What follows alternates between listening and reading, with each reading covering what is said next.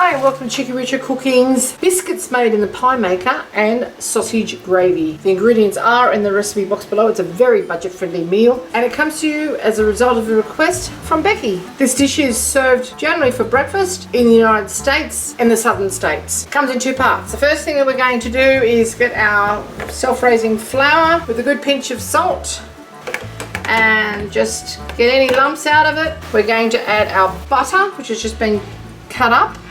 It was cold, but it's incredibly hot here at the moment, so we're just going to mix this butter in just lightly. You can do it with a fork if you like, but that makes a bit of noise for you guys. And then we're going to moisten it with some buttermilk. The acid in the buttermilk is going to react with the ingredients in the self-raising flour, which is basically baking powder. If you can't get self-raising flour where you live, you can make it with a combination of baking soda and cream of tartar. Okay, now we just want a nice soft pliable dough with our cold buttermilk.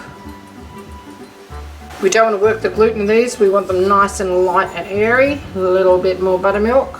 And we're going to pat them out onto a floured surface and cut them into rounds small enough to go into our Piemaker. Can all go in there now. Now these are going to be really light and airy. I'm going to brush the inside of the Piemaker with some melted butter, and this is going to give it a nice crust. Assist it in releasing, and when they come out of the Piemaker, I'm going to brush them again with butter because that's what you're supposed to do. Just with a cutting motion, get all of that buttermilk incorporated, and we're going to tip it out onto a silicone mat. Okay, this is my Piemaker, and I need to find something that will fit exactly into the bottom of it. So you can use a little glass like this, or you could use a cookie cutter, whatever you have available that will fit your particular Piemaker. Then we just pat out our dough. We don't knead it, we just pat it out gently. Dust our glass or cookie cutter, and we only need this about 1 centimeter or just under ½ an inch thick. And we just press down, don't twist, just pull away, okay? It won't stick, and pull away. You twist it, you're gonna stop the way they wanna rise. Cut them all out. If you have more than you need here, you can always use them with jam and cream, a bit of lemon butter. Don't twist, just lift straight up. Okay, now pick up the excess, leaving behind the little scones or biscuits or scones, and we're just going to press that gently together without killing it and doing some more. So just leave them where they are, they're not causing any harm. They just need to hold together, that's all. Don't work this too much because you'll make really tough biscuits.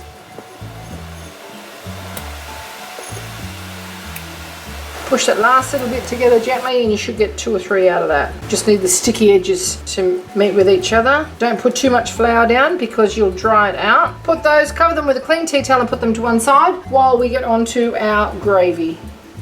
Okay, come closer. I had a friend in my kitchen the other day and she said to me, "What are you doing?" I was cutting up onions, and I said, "I'm cutting up onions." And she said, "How are you doing it like that?" And I showed her and she said, "That's amazing, I've never seen anything like that before. How come you don't show your viewers that?" And I thought, well, I thought everybody did it like this. So anyway, I'm going to show you. Peel the onion, cut it in half, the skin off it, and I'm just going to wash that. Now once you get a sharp knife and cut it in a fan like that, okay? Right through. Can you see that?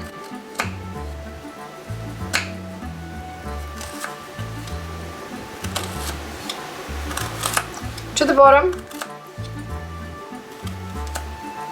Okay, now watch this. You don't need any knife skills to do this, and you can have perfect little dice until you get to the very end. You can leave the end on it if you want to, but that makes it very difficult to peel. But look what we've got here. It's perfect. Are you doing that? Let me know in the comments below. I thought everybody did that. There. It's so much quicker, and you've got a perfect uniform dice. You can make it smaller if you want to. I do this with garlic as well. So come in on an angle. You see where I'm going here? You need a sharp knife. Obviously, you should be using a sharp knife. You rarely cut yourself with a sharp knife. It's generally with a blunt knife because you're putting too much pressure on it. Now I'm doing it nice and slow now because I'm doing a demonstration, and you should be holding your knife like that. But I'm doing it like this to show you can make it really, really, really, really fine. And that's just going to disappear into our gravy. And this last little bit, just mush it like that. There, see? Tiny dice. Look at it, all uniform. Is that what you do? Or am I doing something that nobody else does? Okay, just put that to one side. I just thought I'd show you that little trick. to a low heat I'm going to add these little sausages. Now I peeled these sausages. You can buy sausage mince if you like, but it's very easy to do it. Just get your knife and go through the skin like so, and then just peel the skin off. You don't have to deal with skins later. But very simple to do, or you could buy the sausage mince. These are little beef chipolatas, I think they're called. So we're going to throw the meat in there and just sort of smush it all up. Just on a low heat until it starts to break down a bit and provides a bit of fat in the pan for our onions. If you've got particularly lean sausages, my suggestion is add either a little oil or a little butter to it. Butter always gives something a lovely flavour. And we need this quite smushed up. We want these into little tiny chunky bits, and they're going to brown a little bit, but our gravy is essentially going to be like a white sauce. So I know, really quite alien to us down here in Australia, but that's what biscuits and sausage gravy are in the United States. Who knows, might have started a new trend. Okay, we need a bit more heat on that. Okay, that's smushing up quite nicely. It's on a medium heat. We're breaking it right down. It's releasing a little bit of fat, not too much, because these are really quite good quality sausages and they're quite lean. Lots of flavour in there. Once we get a bit more colour on that, we're going to add our onions, because we don't want our onions to burn. And we're also going to add some vegetable salt, about half a teaspoon of that, and a quarter of a teaspoon of freshly cracked pepper, and mix that all around. Now we're starting to get a bit more colour. You can see it's sort of caramelising or activating the Maillard reaction in it. So we're going to send in our onions now, all of that onion. They're going to release a little bit of water from the salt that's been added. Do you see how finely diced that is? And it only took a matter of seconds. Now we don't want this too brown, because it's essentially a light coloured gravy. You could use a bit of beef or chicken stock in this if you wanted to. But now it sort of turns into like a gravy, and we're going to sprinkle flour in it. Brown that flour slightly just to get that raw flour flavour off it. And then we're going to add enough milk to make a thick gravy. And this will keep warm. Just keep it on low heat somewhere, or you put it in a thermal container that would keep it warm. And don't worry about if you get some little brown bits sticking to the bottom, because they will release as soon as you add the liquid. Okay, pretty happy with that. The sausage meat is actually cooked now, and the onion is quite translucent. So we're going to sprinkle in some flour and mix that around so we don't get too many lumps. It's going to have lumps because it's got sausages in it.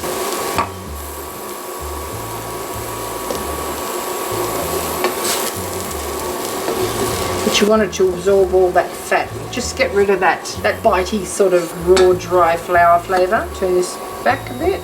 We don't want it to burn. We don't really want it to colour. And there's no dry pieces of flour in there now.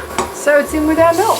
And just mix that all around until it thickens. And then we'll put it to one side while those flavours get together with each other. And it's going to be quite a light colour. Probably not much darker than that actually. With the little chunks of sausages in it and the little pieces of onion in it that have taken on the flavour of that sausage. Now I want you to keep stirring this, because I don't want it to stick or cook too much on the bottom. And being flour based, it actually will thicken a little on standing. But that's a yummy meat filled sauce, delicately seasoned with vegetable salt and pepper and the onion. Okay, so we just put that to one side now.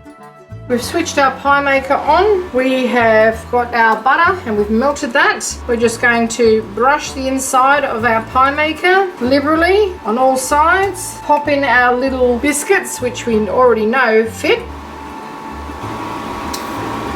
Just brush the tops with butter. When they come out, they're getting another little brush of butter, and close the lid.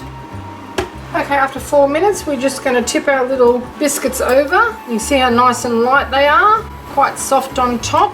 The butter we brushed on top is going to stop them from sticking on the bottom, and close the lid. Another couple of minutes and they will be done. Okay, after 8 minutes, this is what you should have. They're lovely and light, risen beautifully, and golden brown on the bottom and on the top. We're just going to take those out, brush it with a little bit more butter, and get our next batch in.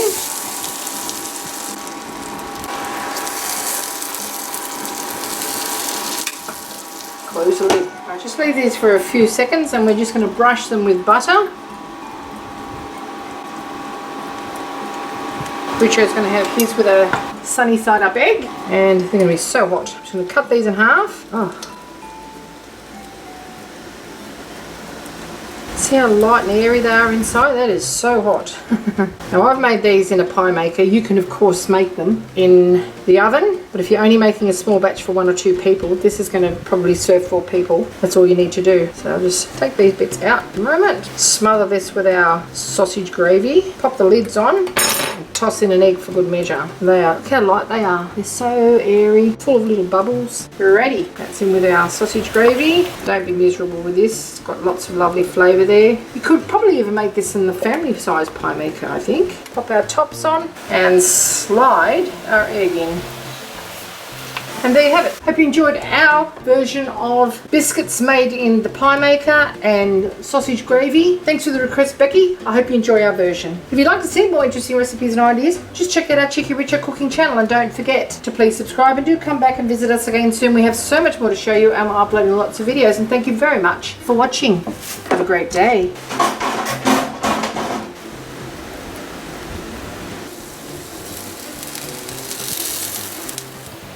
Okay, let's have a little taste, shall we? Some of our yummy sausage, gravy, and little biscuits. They taste so much better than it looks. Thanks for watching. Remind me a bit of like crispy dumplings, but those little sausages are just delightful flavouring for that gravy. And don't forget, if you run out of the sausage gravy, and that is definitely going to happen, you're going to have some of these little scones left over, or biscuits left over, and they are perfect for a little bite-sized high tea. So you get to cater for the sweet lovers and the savoury lovers in your group. And look at that. Yummy, yum, yum, yum. Thanks for watching.